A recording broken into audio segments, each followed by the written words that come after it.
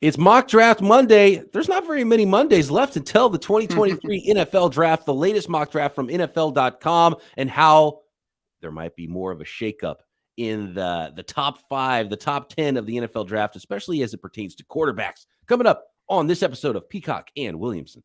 NFL analyst Brian Peacock and former NFL scout Matt Williamson bring you expert NFL analysis every day in less than 30 minutes. Get an inside look into the NFL on the field and in the front office. With elite breakdowns, next-level analysis, and in-depth information only for the real NFL fans. This is Peacock and Williamson, and it starts now.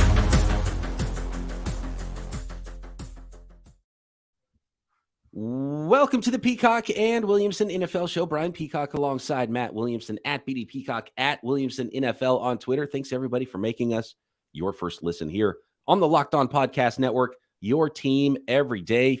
If anything is lighting off in your dome and you want to get some early Twitter questions into us, those are the handles on Twitter for our mailbag segment in the middle of the week here. BD Peacock at Twitter and at Williamson NFL on Twitter, or drop us a comment. We've got some on YouTube as well, and subscribe to the brand new Peacock and Williamson YouTube channel. All right, we're going to take a look at Bucky Brooks' mock here. That is a freshie today, Monday, as we're just a few weeks away from the NFL Draft, Matt. We are officially into April. April Fool's jokes are out of the way, so everything's serious business now as we head toward the end of the month and the 2023 NFL Draft. Yeah, I'm pretty psyched. You know, I done with the owners' meetings. Did a weekend away this past week. I actually have another weekend coming up with volleyball. I've been traveling like crazy, but I'm just so geared towards the draft. And fortunately and unfortunately, I don't think we're going to have a tons of news to react to between now and draft day. I mean, maybe there's Lamar or Rodgers news or things like that, but I don't foresee a lot of, big signings, things like that. I mean, and my point is, a lot of these teams now are starting to retreat to their war rooms and putting their boards together. You know, they're going to be hunkered down here these next couple of weeks. And we might hear some rumors, and we're going to hear a lot of lies, of course. And so we're going to have to do a lot of those segments where we pull out the BS meter and try to figure out if it's a lie or not with a lot of the anonymous stuff we hear and rumors we hear. And a lot of the things that are being set up in those war rooms, we might see come to fruition on draft night, like AJ Brown trades. Like, oh, wow, out of nowhere. Yeah, okay, right. so that stuff's being set up behind the scenes.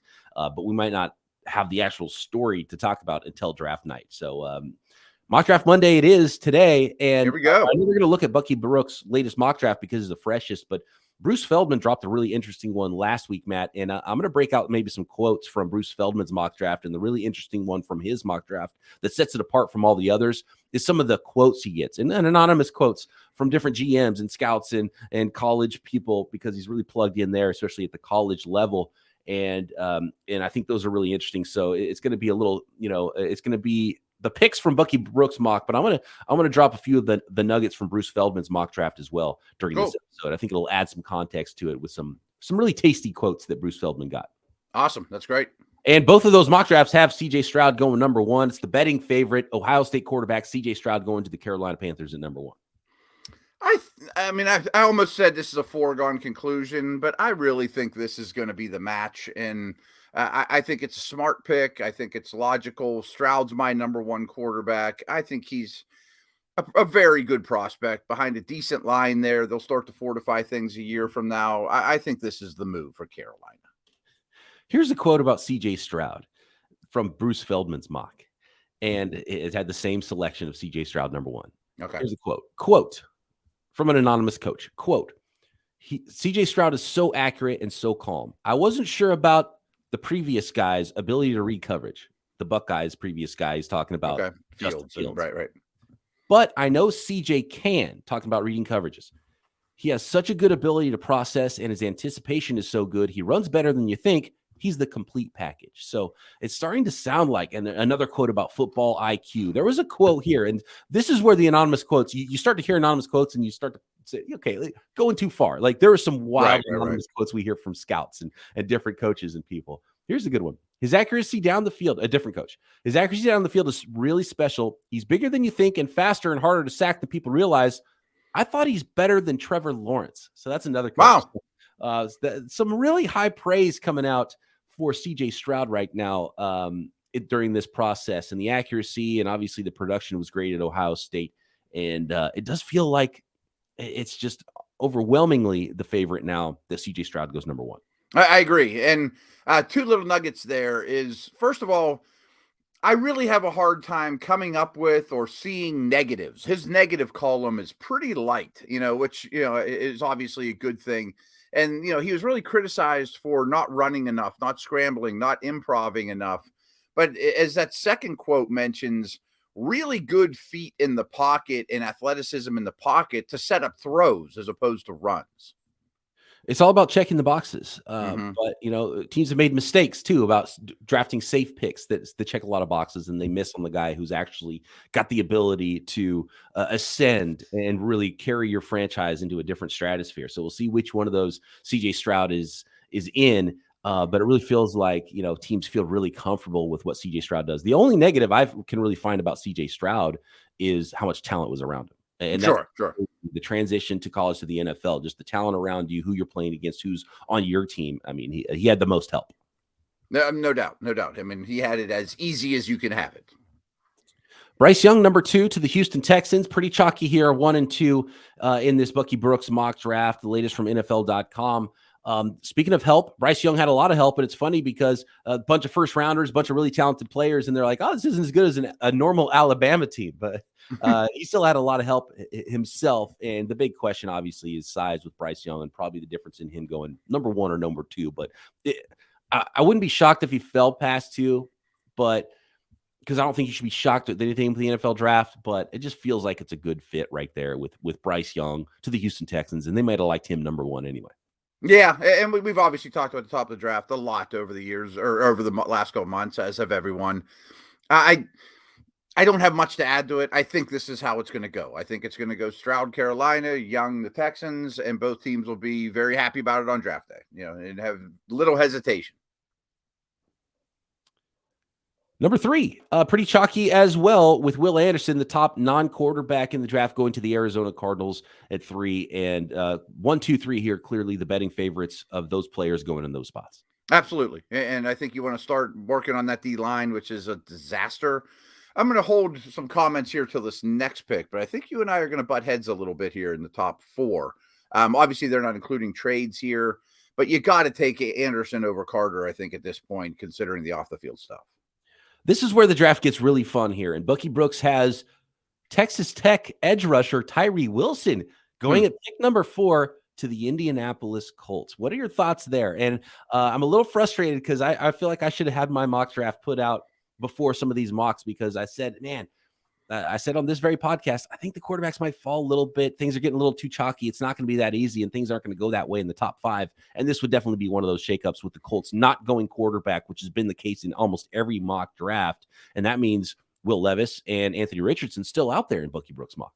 Yeah, and I can vouch for you. I mean, off the air several times over the last week or so, you've said, as soon as I get my mock together, I am not going to have the Colts go quarterback at 4. I'm going to have some guys falling, and Bucky beat you to it a little bit. But I will say BP was all over this as well.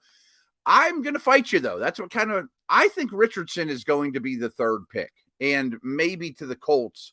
I don't think he gets past 4. I mean, the more homework I do on Richardson, the more I think this guy's too freaky. And I mean, absolutely in the corner of Levis falling. I'm just not in the corner of Richardson falling. And here's the other thing of it not going chalky in the top 5. I think this is what we're going to start to see in mock drafts heading toward draft day, is some quarterbacks falling in this class. And also Richardson maybe even going ahead of Bryce Young potentially, right? I think that's another shakeup that people aren't really talking about, because people are putting them in 1, 2, 3. Well, what if it's 1, 3, 2 with these quarterbacks, and how that would shake things up? Because that is interesting. And I think everything's wide open. The NFL draft, and this is what's hilarious. Go look at comments to mock drafts. People lose their minds. This mock draft is insane. This would never happen. And people who are saying that must have never seen an NFL draft in their lives, because the real draft will be so much crazier than any mock draft you'll see, because it's not groupthink like what happens in the media and with all these, and a lot of people are right. Like, teams screw up because they go away from the norm that the media and draftniks and analysts are talking about with the draft.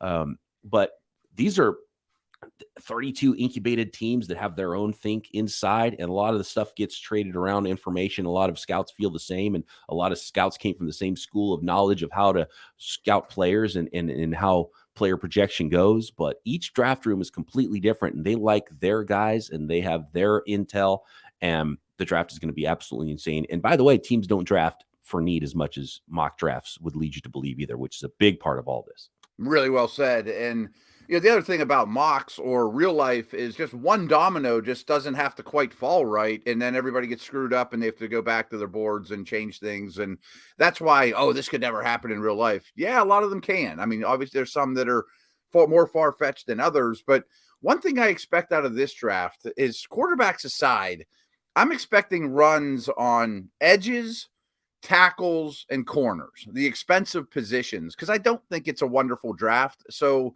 maybe we don't need an edge, but we're picking a 10 and we'll just take a high value position or a tackle or a corner and not draft for need as much as opposed for the value. And lastly, with Bucky's mock here, to get back to the top 5, I know Jalen Carter and Tyree Wilson don't play the same position, but it's not like Indy couldn't use a force on the inside too. And they went with Wilson over Carter, which I do think is a little telling. And I think people shouldn't be shocked either at how high Tyree Wilson goes, just because, I mean, it's the same thing as Trayvon Walker last year. When you're built like that and you have some production and you have projection with the tape that looks like you could be even better pro player than a college player, which we see happen a lot in that transition to the NFL. Not everybody, gets worse. A lot of people get better going into the NFL and how they're used and how a team wants to use you. And by the way, I'm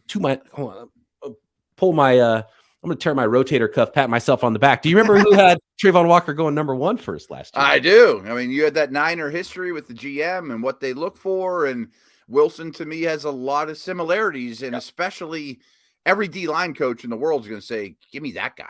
I'll work with length. Yeah, he's this year's Trayvon Walker. And you probably shouldn't be shocked, even if he goes ahead of the chalkiest of number 1 non-quarterbacks in this class, in Will Anderson. And I think that's possible. I'm still taking Will Anderson all day, but don't sleep on Wilson. And Bucky Brooks has him going here in the top 4 to the Indianapolis Colts. And there's some more shakeups in this mock draft as well from Bucky Brooks of NFL.com throughout the top 31 and maybe even a bonus 32nd pick from Matt Williamson to add on to it next. Today's episode of Peacock and Williamson is brought to you by Ultimate Football GM. If you've ever dreamed of becoming an NFL GM, well, this is the game for you. It's a super fun app.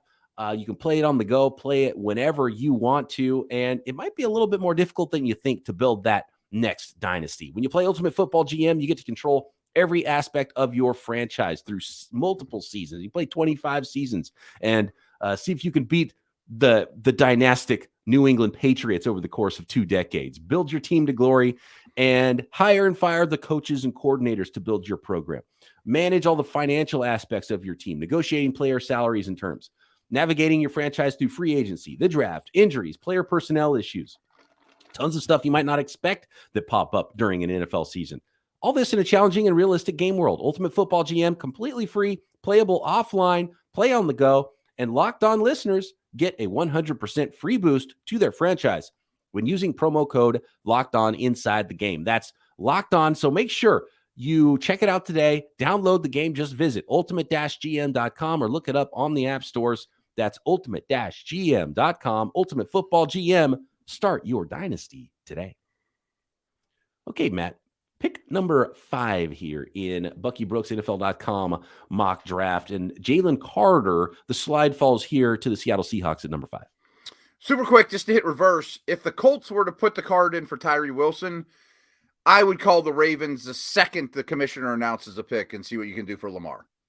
And that's part of this whole thing with the Colts not going quarterback at 4. That's them saying we don't love. Maybe we only loved one. Maybe we loved 2 quarterbacks. We don't love the other guys, and there's too much talent here to help our football team. We're better off calling the Ravens, trying to get this Lamar thing done, calling another team for another quarterback that we might be able to bring on board that doesn't cost the 4th overall pick or costs future picks instead, and it makes us a better franchise. That's what the Colts would be telling us, and I think it's a better 50% chance, and that's the direction the Colts go. But the more we hear about it, the more I won't believe it.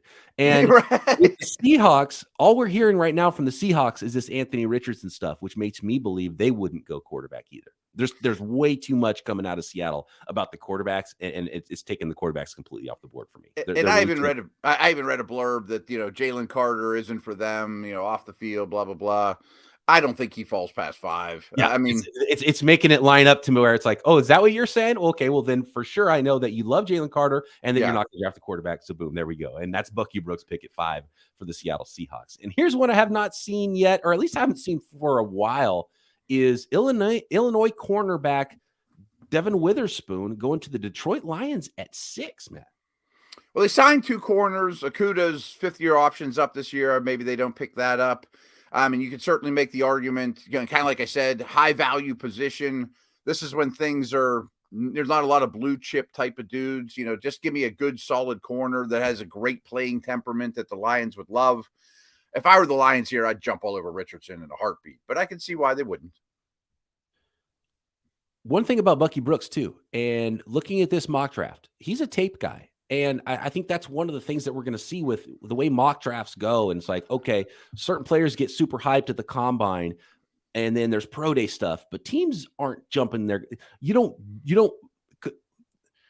What we say in the media is like, oh, this guy's flying up draft boards. Guys aren't flying up draft boards, right?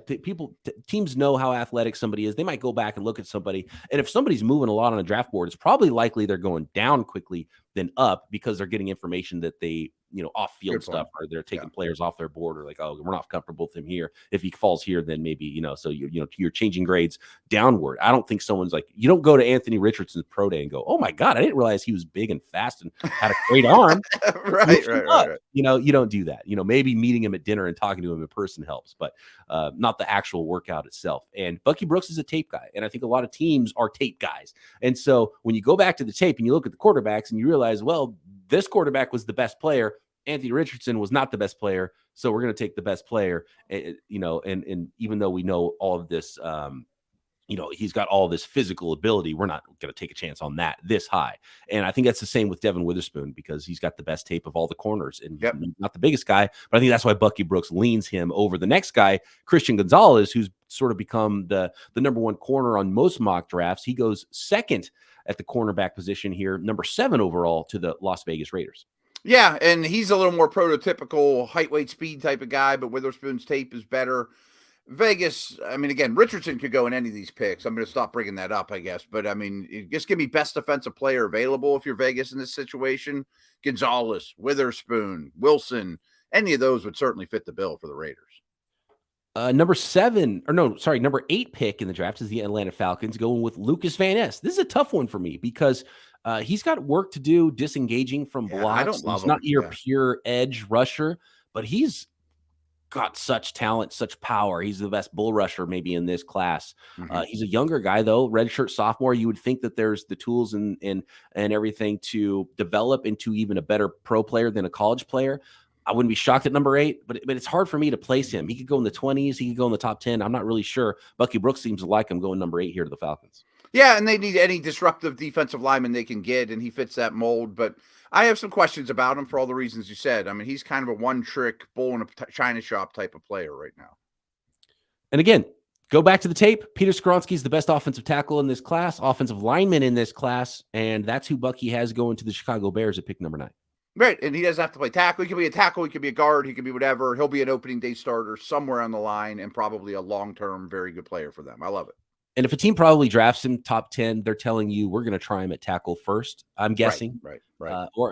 There's been guards that go in the top 10 too. So maybe he's just that good. It's like, we don't care. He's an all pro every day. He's going to be left guard for the next 15 years. And we're going to put his name in the Ring of Honor, Right. And they'd be thrilled with that. Right. Speaking of quote unquote risers, here's another tough one for me, much like Lucas Van Ness. Nolan Smith, just a ridiculously athletic edge rusher out of Georgia, going number 10 here to the Philadelphia Eagles. He's an athletic freak. Is he an NFL edge player due to his size, though, Matt, is my question. Will team overdraft him because of his athleticism? Yeah, I like him more than Van Ness, although they couldn't be any more different. I mean, some are looking at Nolan Smith as an off-the-ball guy. We've brought him up around here as a Lawrence Timmons type, that can do both. I mean, I'm not going to compare him to Micah Parsons because nobody is, but Reddick is probably the best example, and the Eagles are getting a lot out of him.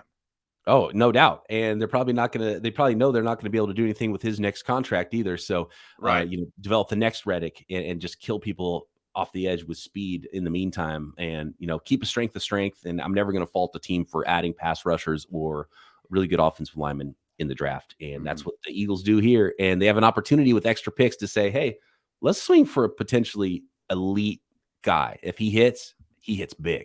Yeah. I think that will be a lineman in some sort for the Eagles, probably defensive. Will Levis and Anthony Richardson still on the board at 11, and the Tennessee Titans do not take quarterback here. Paris Johnson, offensive tackle out of Ohio State. Would make all the sense in the world. I mean, this team does not hurt for needs. I mean, O-line, wide receiver, quarterback. I mean, there's a lot of spots they could go. A lot of smoke lately, which I don't know if I believe or not, about Tennessee sniffing, with the Cardinals, who's they just hired their GM from Arizona, that maybe they could go to 3, or I still think Trey Lance could end up in Tennessee. Who knows? But I don't know if I believe any of that. And this is where it gets real. If the real draft goes in real time like this, and nobody is traded up for a quarterback, and the quarterbacks get by the Colts, get by the Raiders, get by the Titans, that's an official free fall for both Will Levis and potentially Anthony Richardson falling in this draft. And that is one of the big things that stands out in this mock draft. And that takes us to the Houston Texans, who might be sitting there thinking, oh, maybe we should have taken Will Anderson at 2 because the quarterbacks are still here for us at number 12. But they go Jackson Smith and Jigba, a pass catcher for Bryce Young at number 12. I love this player. I mean, I think he's clearly the best receiver in this draft. I mean, I love the idea of bringing a young quarterback in the same year with a polished rookie receiver. Let those two grow together, create that chemistry. I think that's a great fit. With the quarterbacks still on the board, where do they land, Matt, in this mock draft? We'll finish up the rest of the first round next. Thanks, everybody, for making Peacock and Williamson your first listen every day here on the Locked On Podcast Network. For your second listen, check out Locked On NFL Scouting, the newest podcast with the draft dudes, free agency, draft, salary cap management, and more. Join NFL experts Kyle Krabs and Joe Marino as they take you through what it's like to build a successful NFL franchise every Monday through Friday. Find Locked On NFL Scouting with the draft dudes wherever you get your podcasts and on YouTube, part of the Locked On Podcast Network, your team every day. And make sure you're also subscribed up here to Peacock and Williamson's new YouTube channel as well. Hit the bell and the thumbs up and all those things. Moving on to pick 13 in the New York Jets, Matt. And everyone's mock draft has, the projected Aaron Rodgers to New York thing, which means it's very different with pick 13, especially if the Packers would end up owning it. But I don't think the Packers will get 13, and Bucky has it pick 13 to help protect Aaron Rodgers, Osiris Torrance, the guard from Florida. Yeah, I'm very much in favor of an offensive lineman going to New York here. I mean, especially with Rodgers in the mix.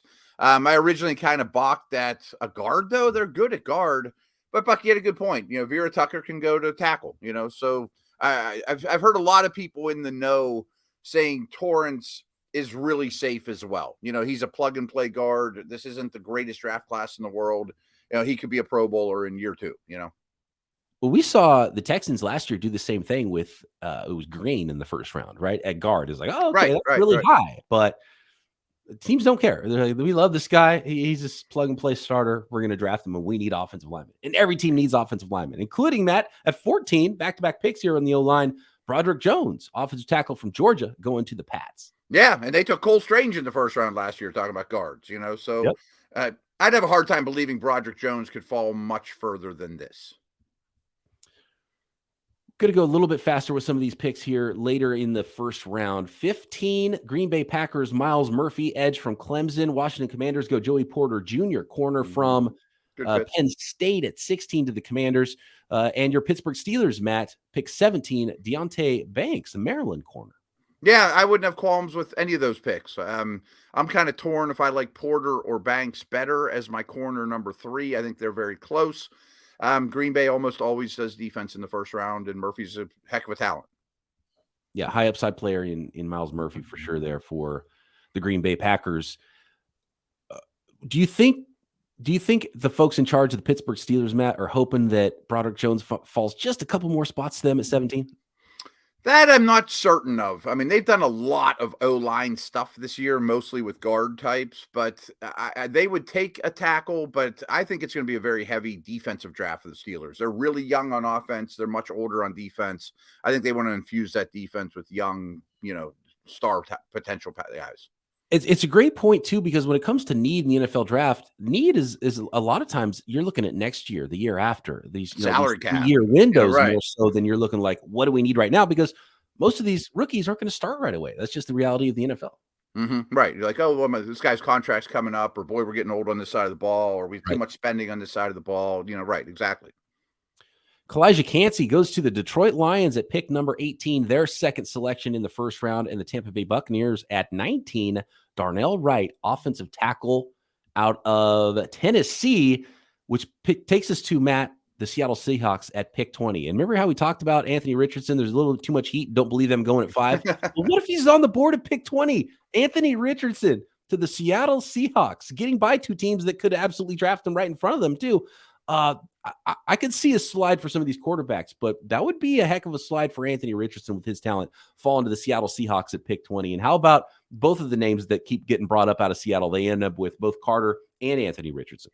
Oh, I mean, Bucky's more dialed in than me, and we just said, oh, this could never happen. We always make fun of those people that say it. I would be shocked if Richardson gets passed by 19 different teams, or Tampa or a team like that, or Washington. If they could stay pat and get the guy. But boy, would Seattle fans go crazy for Richardson and Carter. Oh man. I mean, that's exactly, if you could pick 2 guys out of a hat, I mean, at period, who would you want? That's going to be 2 of your top 5 players you probably want. The way I think about it, as a guy who covers the 49ers fans would hate this mock draft for the Seattle Seahawks. They should, because potentially you get a game wrecker on the defensive side of the ball that kills your quarterback. And if Anthony Richardson hits, again, could hit big. There's a lot of boom or bust there, but I don't think it should be that shocking if Anthony Richardson does fall, because again, you go back to the tape and you base it just on tape. This is where Anthony Richardson was in January when we're talking about things, right? Mm-hmm. Was in my first mock draft I did, I was looking at him at pick 18. I thought, it's a good fit. Detroit Lions, they already make one pick, then you swing for the fences with Anthony Richardson, could sit behind Goff, which is why I don't think he would get past 18 in this. He did get 2 more spots, but if he does fall, I think this is the area with the Lions, the Bucks, the Seahawks. Yeah, he can't get past that, I would imagine. Especially with the Lions in Seattle already adding a quality defensive prospect to the mix. Yes. How do you not grab the quarterback that can sit a whole year behind Geno or Goff too? Perfect spot for him. And Will Levis still out there, and we're at pick 21. Los Angeles Chargers going Bijan Robinson out of Texas, which would spell the end for Austin Eckler long-term in Los Angeles. And ever since the Eckler news rumblings have come out, you see this mocked a lot, and I think it's a perfect landing spot. Pick 22, Baltimore Ravens, Cam Smith, cornerback out of South Carolina. And look, by this point on Thursday evening, if the Colts, Titans, some of these other teams don't go quarterback, maybe that's telling that the Baltimore Ravens all of a sudden have a whole bunch of extra draft picks too. And this can look very different for their draft night in the first round, and especially on day 2 and going forward in drafts. And I think, quarterback aside, who knows what they're doing there, corner and receiver are massive needs for this team. Pick 23, Minnesota Vikings, wide receiver Zay Flowers out of Boston College, only the second receiver so far in this mock draft from Bucky Brooks of NFL.com. Brian Branch, Alabama, safety going to Jacksonville at pick 24. New York Giants at 25. John Michael Schmitz, the center out of Minnesota. And the Dallas Cowboys, Brian Bresee. And I've heard his name so many times now, and so I don't know which one it is. Is it Bresee? Is it Breezy? But defensive tackle from Clemson going to Dallas at pick 26. I've been calling him Bresee. I know I was saying it wrong before that, but I've also heard Bresee. And I've heard more recently that's different, so I don't know. Yeah, absolutely. I like this player a lot. We talk about him a lot, possibly at 17 for the Steelers, Bresee. Branch is a great pick for the Jags. I mean, he's a low-risk guy, too. Add a leader there. I think Michael Schmitz is a really good player on the interior of the Giants O-line, which needs all the help it can get on the inside. So no qualms with any of these. Again, Bucky Brooks, he goes to the tape, and this is a very tape-driven mock draft. And another one of those is Jordan Addison, who, when you look at his size and his athleticism and testing numbers, it's like, he doesn't really scream number 1 wide receiver, but a lot of folks thought from his play at USC and the tape that he might be the best receiver in this class. Jordan Addison, wide receiver from USC, going to the Buffalo Bills at 27. Dalton Kincaid, tight end from Utah to the Cincinnati Bengals, which kicks off the run of tight ends, no doubt, in this one with back-to-back tight ends going. Michael Mayer to the New Orleans Saints at 29. Mozzie Smith, big, athletic defensive tackle, high upside player, up and down tape to the Philadelphia Eagles. Again, swinging for the fences with both of those defensive line picks for the Eagles in this mock, with Smith going, the Smith brothers actually going in this, not related, in this mock draft to the Philadelphia Eagles, and Nolan Smith and Mozzie Smith here at 10 and 30. And finishing up the first round of this mock draft is Adebawore out of Northwestern, the edge, maybe interior rusher for the Kansas City Chiefs at 31. Yeah, I mean, I think the Chiefs could go a lot of directions, but pass rusher is certainly high on the list. Eagles go 2 defensive linemen, as you mentioned, but they couldn't be any more different. They're almost 100 pounds apart between the two of them. Mozzie Smith certainly has some Hargrave-esque, style to him as an upfield athletic dude. And I do think tight ends starting around maybe this neighborhood are going to start to get a run. When you retreat on after day one, you'll be like, boy, there's still 3 or 4 really good tight ends out there. Let's grab one of those.